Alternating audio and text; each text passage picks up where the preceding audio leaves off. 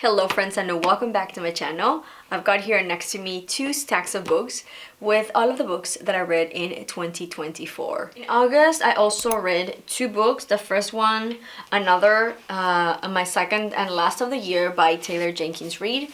That was After I Do. So another romance with a bit of a twist. So the story begins as how a couple is pretty much in the verge of getting divorced because their marriage is no longer the same. So at the very beginning of the book, you start to realize, the clues that are coming, how this marriage is to a breaking point, and it gets there. So the both of them come up with this solution of let's split, not divorce, let's just split for a year with 0 communication. So each one of them go on about their lives without each other. And you kind of like go through the process. This is more on her end, but you get a little bit of what he's going through too, which is very interesting. Again, it was a very unique story, which is another reason why I really love Taylor Jenkins Reid. Her stories are always so captivating, memorable, and you keep thinking about these characters. You fall for these characters. I love this book so much. I think between this one and One True Loves, also by her, I think this one was my favorite because those are the ones that I read by her last year. This was such a good, very real story because how many people we know or how many people are divorced, so many. So how they kind of like try to come up with a solution, and after this year they'll see what happens. Like it'll either break them or make them. I'm not gonna tell you what happens, but it's such a good, insightful way of seeing how these 2 people are trying to work through their own life and maybe through their marriage with a year of being separated and having 0 communication with each other. I really love this book. Yes, August, I read the second book in the Tea Shop Mystery. So this is Gunpowder Green by Laura Childs, another beautiful cover. I love this little mass-produced paperback books. So same thing, cozy little murder mystery, everything. The book always develops the same. Something is happening, either an event or something, where Theodosia and her team, because she has a little small team of people that she works with in her tea shop, happen to be at a place where a murder happens. So she's always close by to this murder, so she eventually becomes part of helping in the investigation on her own, or really part of the police. So this was the second one. Again, very enjoyable, easy read, fast read. So if you're either on a reading rut or you just want to read something new, maybe different, cozy, I would strongly recommend the Tea Shop Mysteries by Laura Childs. In August, I managed to read 1.5 books, and I say 1.5 because I did read 2, but I had already read half of one of those 2 a year before, so in 2023. The very first one, I don't have the physical copy, it's only on my Kindle. I'm gonna put a picture right here, and that was A Flicker in the Dark. Oh my goodness, I love this book. It was such a good, fast-paced thriller that literally left me wanting to turn the pages on my Kindle. Another one that I do want to get, I swore that I had the physical copy, but I took so long this afternoon trying to find it, and I could not find it. I swear I have that physical book, but I have no clue if I'm just imagining it, or I really do have it and it's just misplaced. But anyway, A Flicker in the Dark, pretty much the premise is about a girl, and again, one of those books that you want to continue reading, and the very end leaves your jaw in the floor. It was such a good, brilliant book. So it's about a girl. I think I can say this because I'm pretty sure this is part of the premise that comes in the book. Yes. So this girl, whenever she was a little girl, maybe like early teens, maybe like around 11 or 12, in her hometown, girls start to disappear. Girls about her age. Girls that actually one of them was in her school with her. And it eventually, her dad gets sentenced for this girl's missing. So later on, of course, this destroys completely her life. Her name is Chloe. Her and her brother and mom's life gets completely destroyed because of, her dad's terrible things that she did. and he never confesses it to her. He just gets taken by the police, because I believe one of the bodies gets found in their property. They live in Louisiana in like a swampy area, so they have a lot of land. So I think something happens that he gets caught. So he's put in jail for what, 20 years maybe. So then fast forward to whenever she's an adult, I think she becomes a psychologist or something related, psychiatrist or psychologist, I can't remember. And she's still very much in contact with her brother. Her brother is one of like the most important people in her life. It's like one of her rock, because you know they lived this together as kids, and how this eventually developed because their mom kind of went crazy after this. Well, not crazy, but she kind of lost it at some point because of this. So it shows kind of like how deep the trauma goes for her, and how much her life completely gets messed up because of this, you know. Because at the beginning she's like, my father was like the most important person, like the person I trusted the most, and then this happens, right? So very, very good book. The story was very fast-paced, very interesting, very captivating, and you want to keep, like, you want to know what happened, so you want to keep reading. And again, the ending, I did not see it coming at all.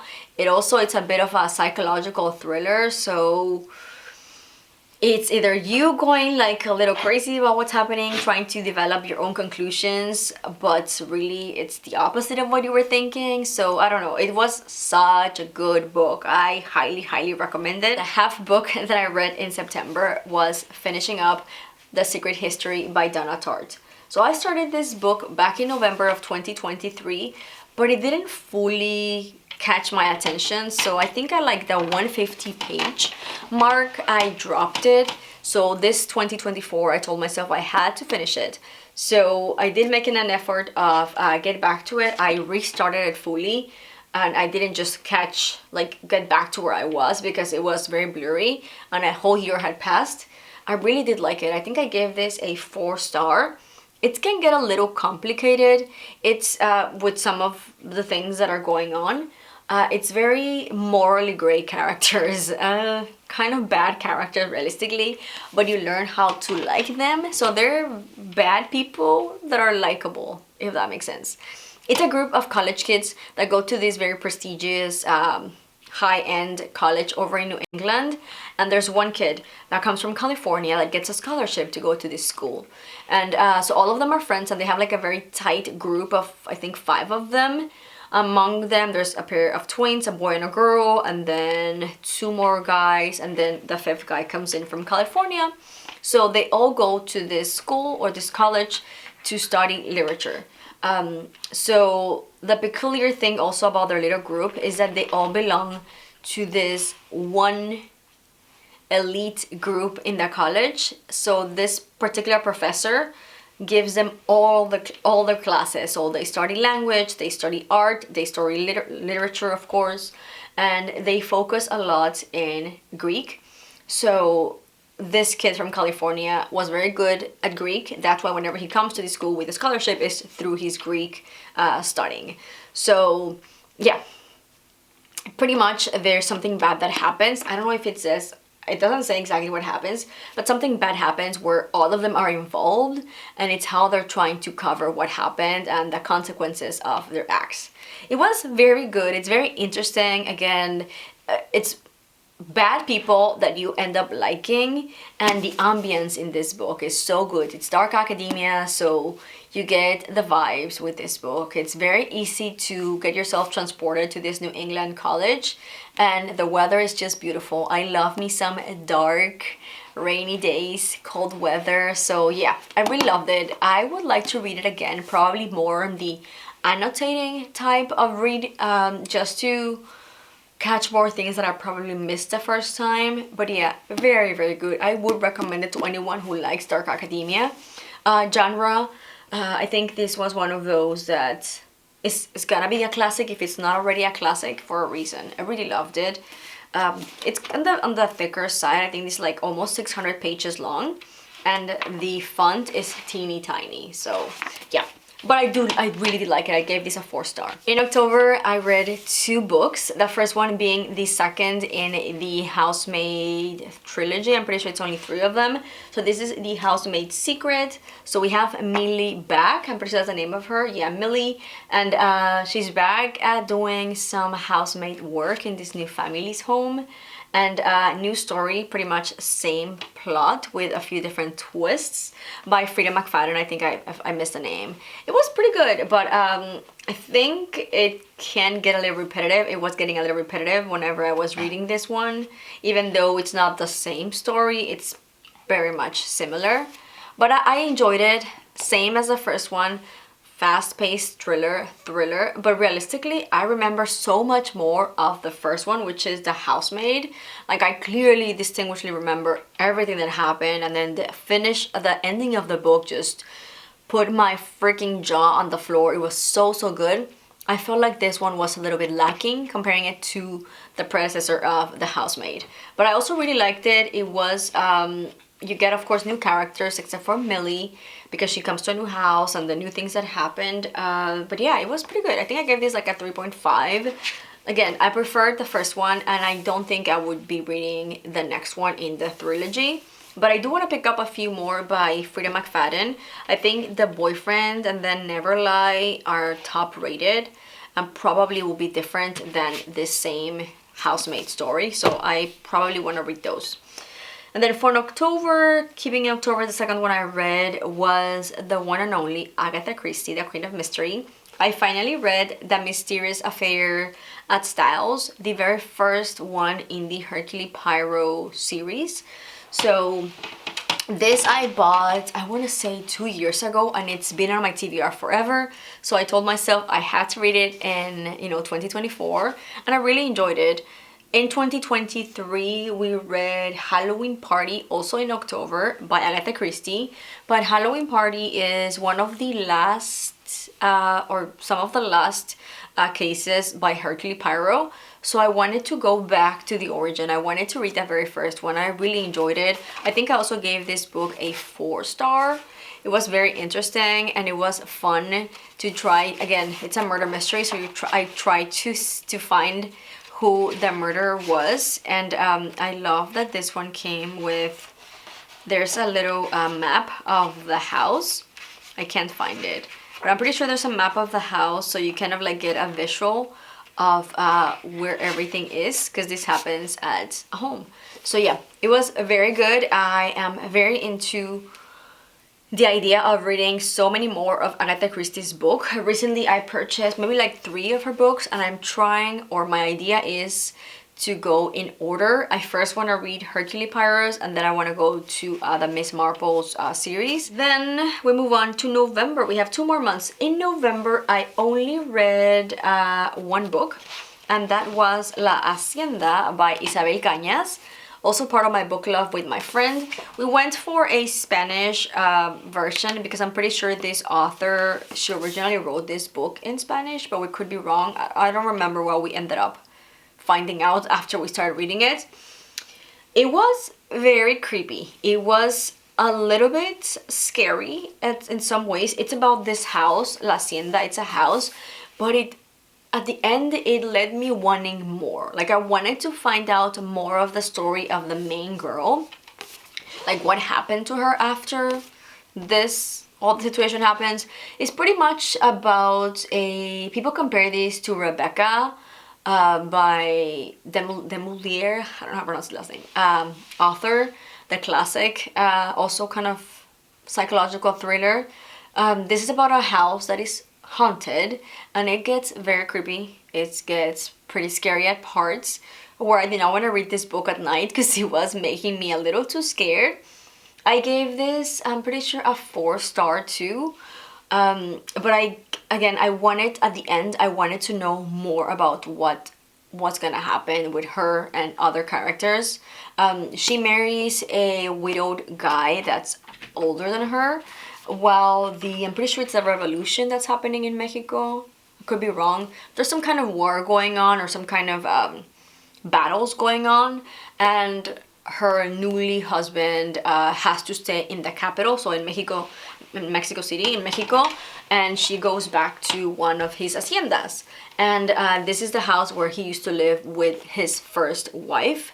So she gets here and she's like, I'm gonna conquer this house. It's gonna be all mine. I'm gonna redecorate, bring new furniture, bring this house back to life. But there's much more than meets the eye with this house. And she's slowly starting to realize that there's a lot of things going on in this house. And it's a very creepy book in a good way. It was perfect. I think I would have preferred having read this book in October because it's Halloween, but also it was fantastic for November because the vibes are definitely vibing, and with Dia de Muertos and everything in November, it was a fantastic read. I really enjoyed this. I would again just want it a little bit more at the end. Okay, and then we wrap up December with 2 books we did read, and both of these were for my book club. The very first one, which I didn't, it was fine. I'm just gonna say that. I think I gave this like a 3.5 star. The book is called Christmas Sweater Weather by Jacqueline Snow. It had a little too much spice for my liking. I think that's what just kind of like didn't prefer. But it was fast-paced, and it was like a little rom-com, and it is, if you want the Christmas vibes, definitely read this because there is Christmas splattered everywhere. Her family is like Santa Claus family. They go all out with Christmas. They love Christmas to the point that her brother is marrying his wife, and the theme of their their previous, before they get married, everything is like Christmas related. So this family is crazy about Christmas.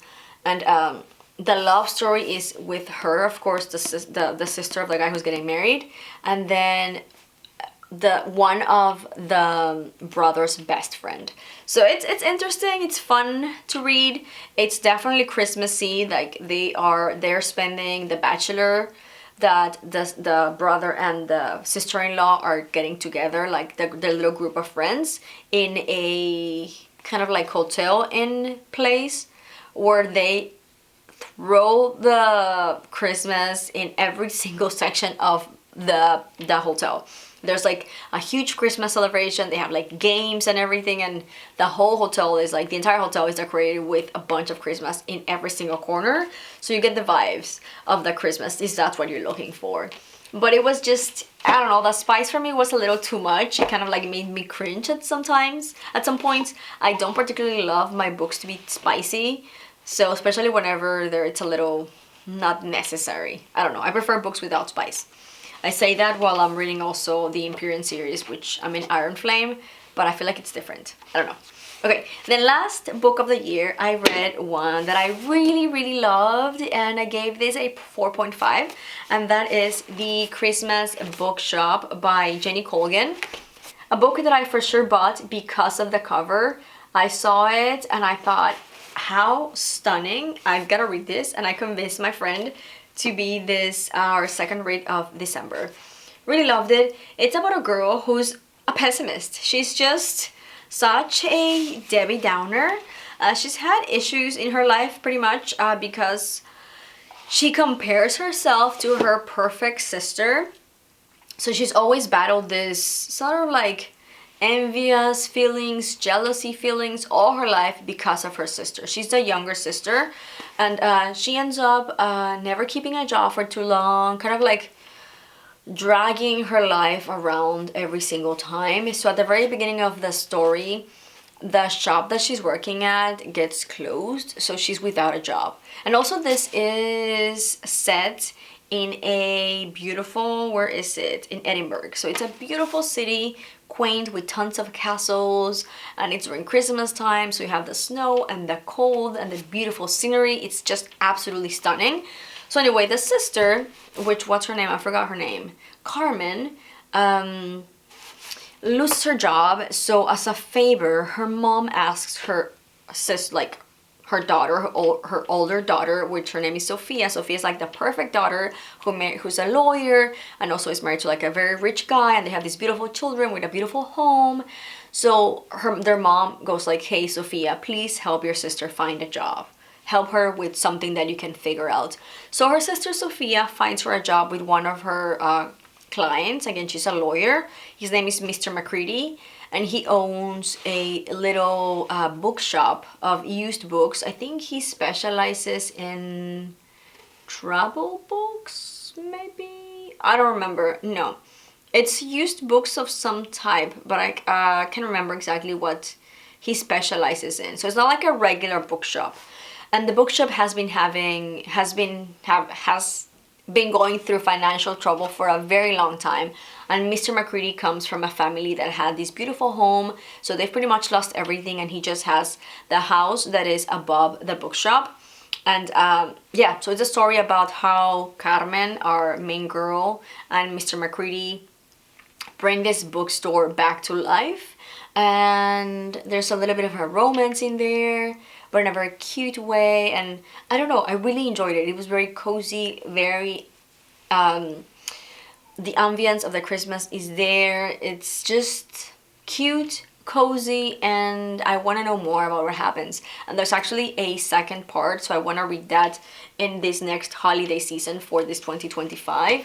I really enjoyed it, and I think I gave this a 4.5. So if you want like a overall good, heartwarming little Christmas book, I would strongly recommend the Christmas Bookshop. Okay, you guys, I need a break. I need to drink a ton of water, and this was a long one. Thank you so much for watching. If you enjoyed this video, like always, please give it a big thumbs up. Let me know in the comments below what were your reads of the year, any favorites that I might be interested in reading. All your thoughts, leave them down below. And as always, if you enjoyed this video, don't forget to subscribe before you leave. Bye!